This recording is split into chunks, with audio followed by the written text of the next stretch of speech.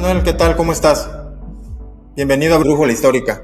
Muy bien, muchísimas gracias. Aquí con el gusto de compartir con ustedes y por el espacio, Javier. Bien, gracias a ti. Bien, por aceptar esta invitación. Antes de comenzar, me gustaría de manera breve comentarle a quienes nos ven y nos escuchan quién es Emanuel Martínez. Bien, les informo que nuestro invitado es licenciado, maestro y doctor en Historia por la Universidad Autónoma de México, ¿no? Tengo entendido. Además de que aquí me gustaría que tú me ayudes, has sido profesor, ¿no? También no sé si de universidad, y tienes algunas publicaciones, ¿no?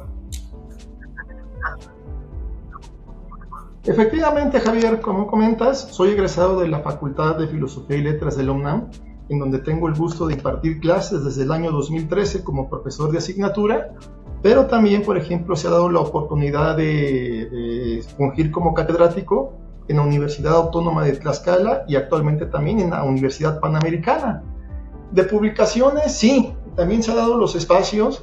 Por fortuna he publicado algunos artículos de forma individual, colectiva, y también soy autor de algún libro que se llama El Ayuntamiento de la Ciudad de México y la Guerra de Reforma, que publicó el Instituto de Investigaciones Jurídicas de la UNAM. Muy bien, creo que esos son tus temas en especial, ¿no? Si no me equivoco.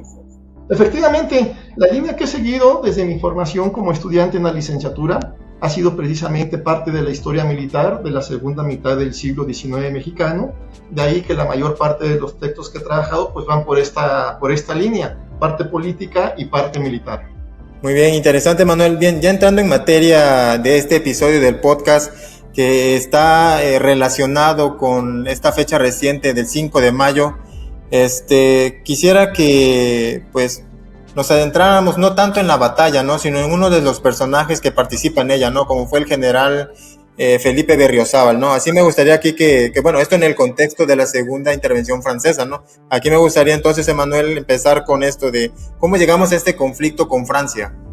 Perfecto, fíjate que el conflicto se da en un contexto por demás complicado para México, que se da precisamente al término de la Guerra de Reforma o la Guerra Civil de 3 años.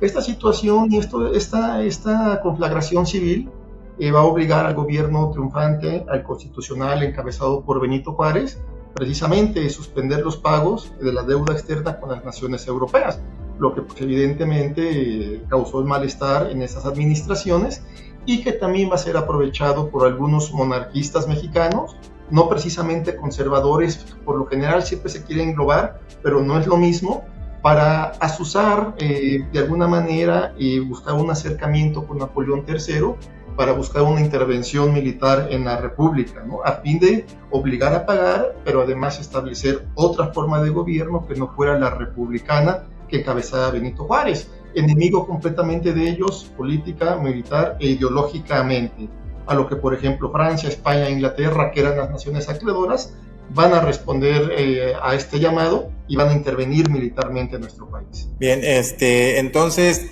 sabemos, ¿no?, que llegan estas potencias al país, ¿no?, como manera de presionar para que el pago lo hiciera México, ¿no? Vemos ahí que se entablan unas cuantas pláticas por parte del gobierno mexicano, ¿no?, a través de Manuel Doblado.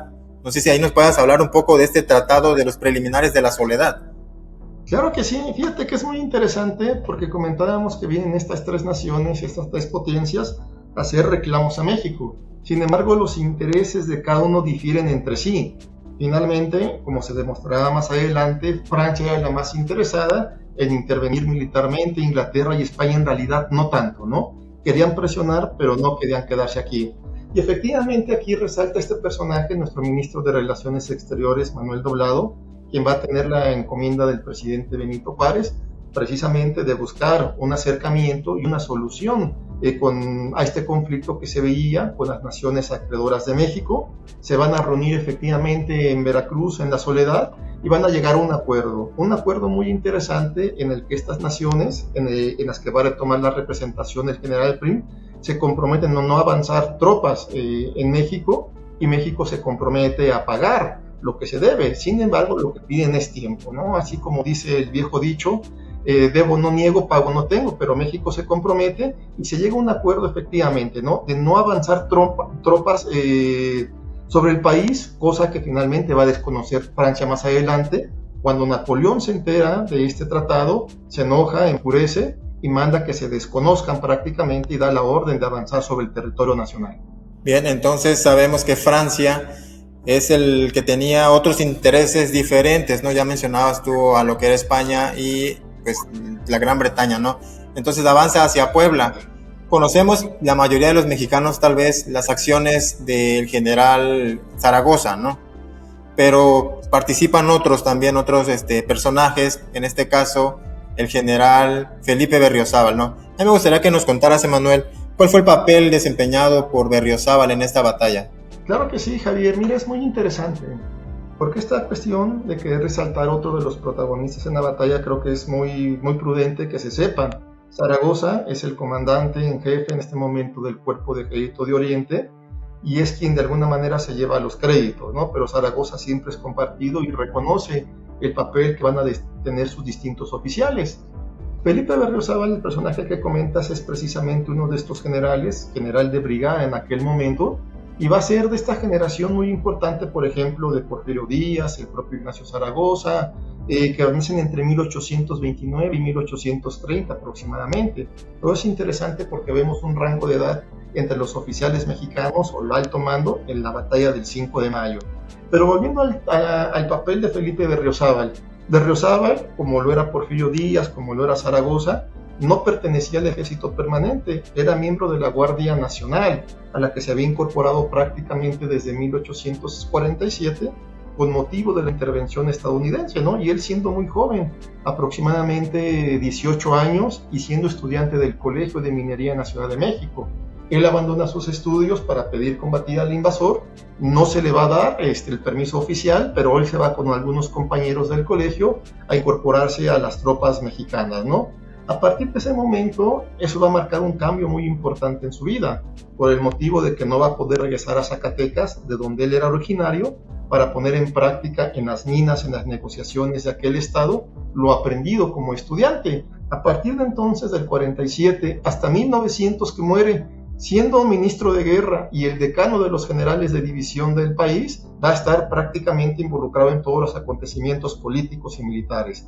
Pero bien, Berriozábal va a tener una participación muy importante durante la Guerra de Reforma, con cierto equipo de alguna manera. Él va a ser gente del general Santos de Gollado, va a estar vinculado con Manuel Doblado, del que ya hablábamos hace unos momentos, va a ser gobernador de distintas entidades en este periodo de la conflagración y también va a desempeñar algunos cargos muy importantes militares, ¿no? Sin embargo, ya para 1861, cuando se sabe o se prevé que estas naciones que hemos mencionado intervengan militarmente en México, recordemos que Juárez, el Congreso, va a lanzar una convocatoria y va a exigir a los gobernadores de las distintas entidades que tengan preparados o que pongan sobre las armas a cierto número de habitantes, ¿no? El número de habitantes va a corresponder y va a variar de acuerdo a la extensión de los estados y al número poblacional que tenga él. Berriozábal es para ese entonces gobernador del Estado de México y precisamente va a tener esta labor nada sencilla en realidad de juntar 3,000 hombres, que es lo que está solicitando el Congreso. No es sencilla porque, en primera, no hay recursos económicos, ¿no? Eso es un hecho. En segunda, y es algo que se ha trabajado recientemente en la producción historiográfica, no toda la gente se quería enlistar en las guardias nacionales, en el ejército, para pelear contra el invasor, ¿no? ¿Por qué? Porque tienen miedo, así de sencillo, ¿no? Para quitar esta visión romántica de que todos se fueron a enlistar para pelear contra el invasor, no es así, ¿no? Entonces Berriozábal va a enfrentarse a estas dos disyuntivas, falta de recursos y falta de hombres.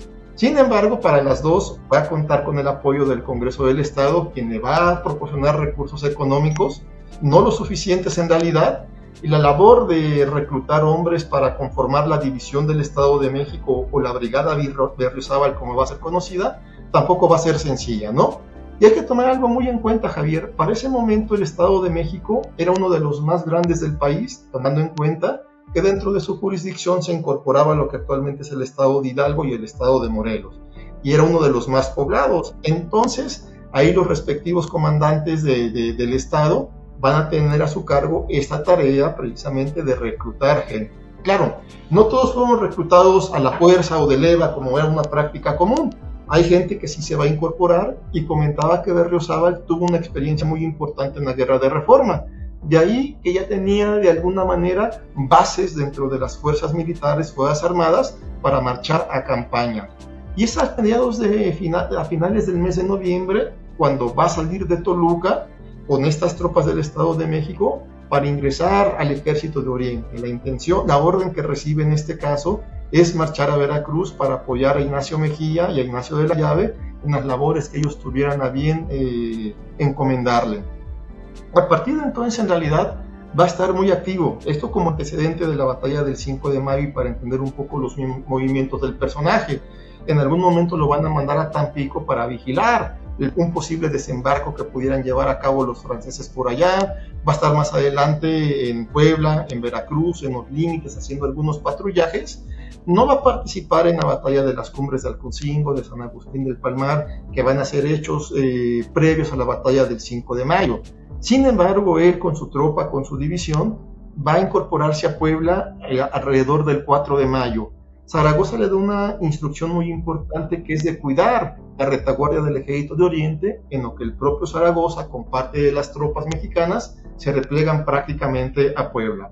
Y así llegamos prácticamente al preámbulo de la batalla del 5 de mayo, que es donde Zaragoza, junto con el general Miguel Negrete, van a tener una tarea fundamental.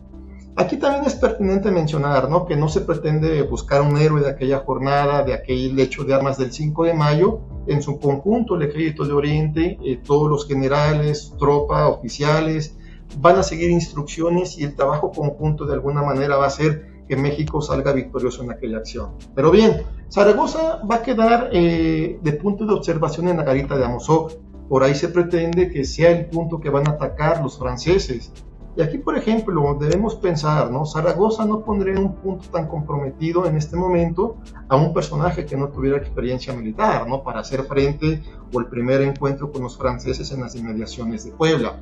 Pero pasa algo muy interesante, ¿no?, que es sabido y que siempre se nos enseña, que de repente Lorenzés, quien viene al frente del ejército expedicionario francés, da una contraorden y decide atacar Puebla frontalmente, lo que se considera un error estratégico.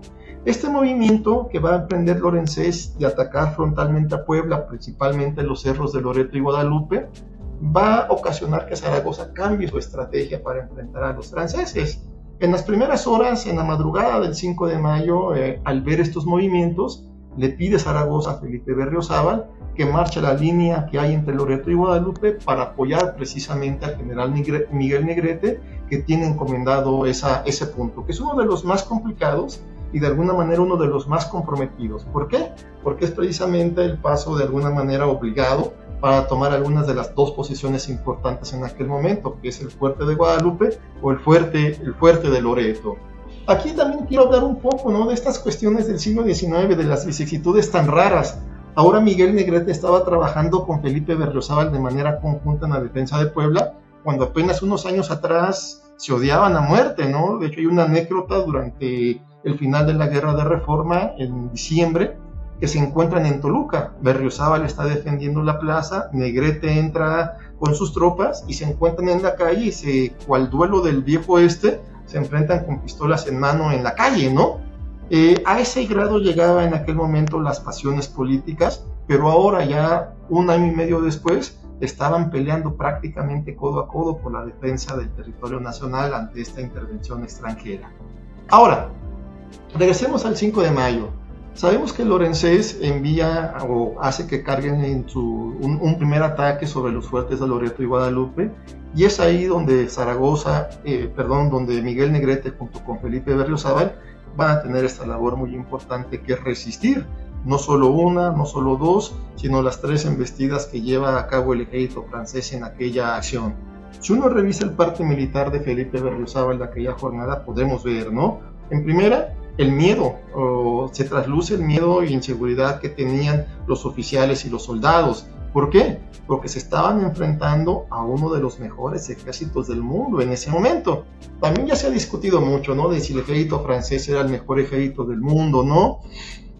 Era de los mejores, no el mejor. Estaba el ejército estadounidense en ese momento enfrascado en una guerra civil, estaba el ejército prusiano, Pero algo que debemos resaltar, que no dejaba de ser el ejército francés, este ejército con mucha experiencia en combate, este ejército que tenía a su haber miles de combates durante la política imperialista de Napoleón III, tenía como experiencia las campañas de África, de Conchinchina, de Magenta, Sebastopol, etc. Era un buen ejército en realidad, ¿no? Sin embargo, ante esta situación podemos entender pues todo lo que debió pasar por la cabeza de Berriozábal, de Negrete, de Álvarez, los que tenían que recibir el ataque frontal. Sin embargo, como ya comentábamos, van a resistir, se van a mantener en sus puestos. La táctica, la estrategia que va a utilizar y que va a disponer Ignacio Zaragoza como comandante en jefe va a dar resultados, ¿no? Se menciona en algún momento que al término de esta batalla Berriozábal y otros generales van a estar llorando de la emoción, o sea, no daban crédito a lo que acababa de pasar, ¿no? Creían que iban a ser derrotados, existía una pequeña posibilidad y esa posibilidad se vio coronada el 5 de mayo efectivamente, Javier. Bien, sí, es importante eso que señalas, ¿no? Esto último, de la felicidad que provocó en los soldados mexicanos, ¿no? Si le podemos llamar soldados mexicanos en ese entonces, de haber obtenido una victoria, ¿no? Aquí me gustaría preguntarte, Manuel, ¿a qué le atribuyes tú que este puñado de hombres mexicanos hayan derrotado, como bien dices, a uno de los ejércitos más importantes, ¿no?, de esa época? Fíjate que son varios factores, muchos factores, ¿no? Debemos dar crédito en primer lugar a Ignacio Zaragoza, eso es un hecho, la estrategia que él va a seguir va a ser por demás importante. También hay otras cosas que van a contribuir más allá del mérito y de las capacidades que tiene el comandante en jefe, que son los errores que va a cometer Charles Latreille Conde de Lorenzé, ¿no? El primero, atacar prueba de manera frontal, cuando le habían comentado de que no sería pertinente realizar esto, que más sería conveniente rodear Puebla para marchar directamente sobre la Ciudad de México. Otro factor que de alguna manera va a beneficiar a los mexicanos en aquella jornada va a ser la lluvia. Imagínate nada más, ¿no? Debió caer como bendición en aquel momento. ¿Por qué? Porque si tomamos en cuenta que la posición mexicana está en alto y que estos soldados franceses, muy experimentados en el combate, muy bragados en realidad, lo difícil en primera que puede ser mover la artillería en un territorio bajo, lleno de cañadas, lleno de lodo. La propia marcha de los soldados franceses con esta lluvia debió ser también fue muy dificultosa en todo caso. La caballería en realidad no juega un papel fundamental porque los franceses no traían caballería para este momento, ¿no?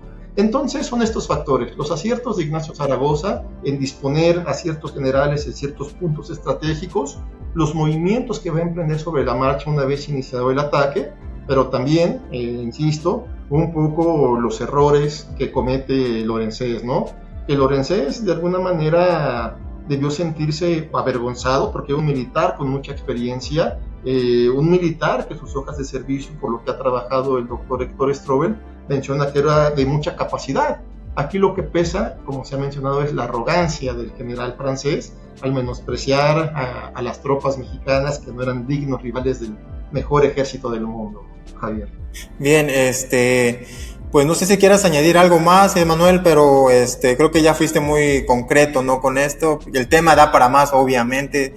El podcast pues está limitado a unos 20 minutos más o menos, pero pues yo creo que lo que nos has comentado es más que concreto, ¿no?, en sí, de la batalla del 5 de mayo y pues de este personaje que es interesante ir destacando, ¿no?, como lo fue el general Berriozábal. No, es para concluir, ¿no? Algo que debemos resaltar del 5 de mayo, que no acaba con la intervención francesa, ¿no? Eso es un hecho, no obstante la va a retrasar un año. Imagínense todos los recursos que debe invertir el ejército francés para mantener aquí tropas un año sin movilidad, ¿no? Es uno de los hechos importantes del sitio, más allá de la victoria militar, la victoria moral que representó para las tropas mexicanas. Les da la esperanza de que pueden derrotar al ejército francés. Van a venir otras acciones posteriores al 5 de mayo, como Cerro del Borrego, Barranca Seca, en donde los franceses van a despedazar a las tropas mexicanas, ¿no? Para concluir nada más, Javier, últimamente por fortuna ha salido mucha literatura en torno a la batalla del 5 de mayo, literatura académica y literatura un tanto de difusión, no sé si se me permita, ¿no? De hecho, Un colega acaba de sacar este libro que se llama Resistir es vencer, historia militar de la intervención francesa, es Héctor Strobel, y Héctor Strobel trabaja de manera muy puntual la batalla del 5 de mayo, desde el punto de vista operacional, desde el punto de vista de los movimientos, desde el punto de vista social, desde el tipo de armamento, los uniformes. Es un libro excelente que yo invito a leer al público, que bien vale la pena, ¿no? Pero también acercarse a trabajos de otros colegas como Carlos Arellano, que también se ha preocupado mucho por trabajar la batalla del 5 de mayo, Pedro Celis, en fin. Me da gusto porque viene una nueva generación de historiadores e historiadores militares que están ocupados de trabajar este periodo de la intervención francesa en México, Javier. Sí, que todavía queda mucho por trabajar, obviamente, ¿no? Efectivamente. Bien, Emanuel, me queda más que agradecerte que nos hayas acompañado en un episodio más de Brújula Histórica. Muchas gracias, No, al contrario, Javier. El agradecido soy yo por este espacio, suerte en su programa y un saludo para todo el público que nos escucha y que nos ve.